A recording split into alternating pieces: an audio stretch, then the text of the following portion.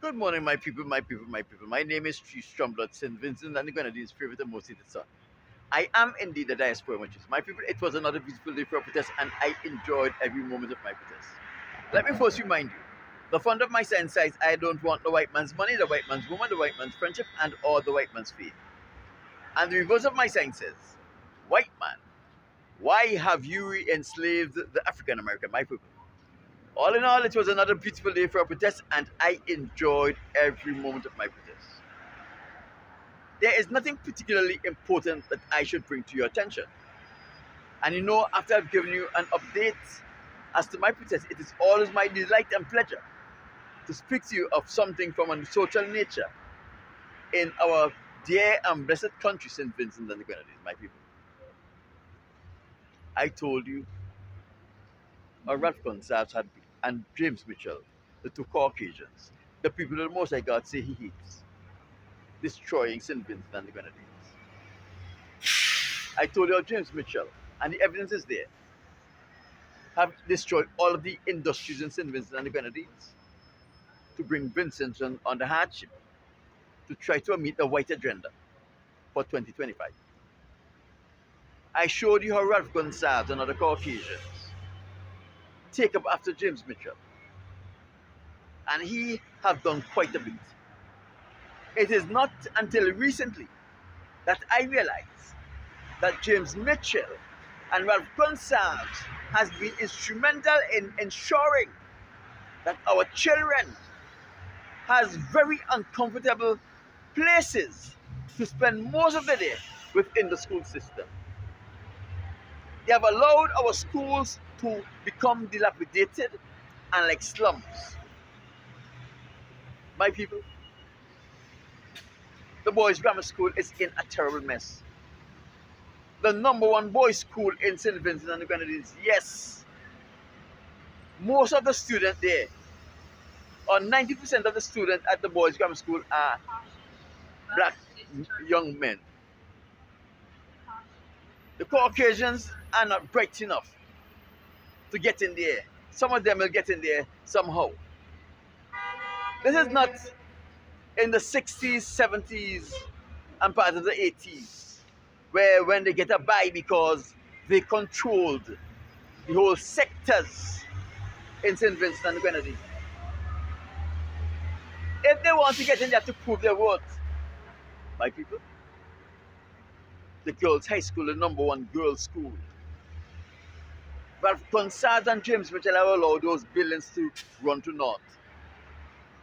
They become so that dilapidated that now Ralph Gonsalves built up a plywood slum at Annisvale and put the elite girl students in St. Vincent and the Grenadines to be educated in a plywood slum in St. Vincent and the Grenadines. All of the brilliant girls from the girls' high school who are always on social media around sport time talking about headmistress house, Muffet house, staff house, and the other sport houses they have. And they come out very what alma mater conscious. They love their school, but only when sport time. There's a time for you to be counted. There's a time for you to ensure that your alma mater is taken care of, and the next generation of young ladies who will be educated in that institution will have an environment that is conducive for their educational growth and development. But no, you sit back. It's not sports time. You don't care about anything. My people, we are a strange set of people. So if the girls' high school have been lingering for so long, if the students of the girls' high school were placed in a slum, a plywood slum, to be educated, when is Ralph Gonsalves going to repair the Union Island Secondary School? That's a big question you have to ask here. My people, let me tell you something about the white man that you don't know. I've observed it since I came to California. This is what they do. They destroy everything. You are aware that they are the destruction, the destructive force that came in and destroyed whatever they destroyed. You know that. For example, they put crack cocaine in the black community here in Los Angeles.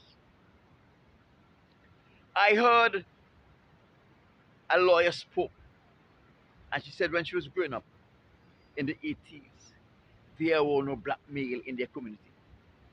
All of the black men were in prison or on the street, strung out on drugs.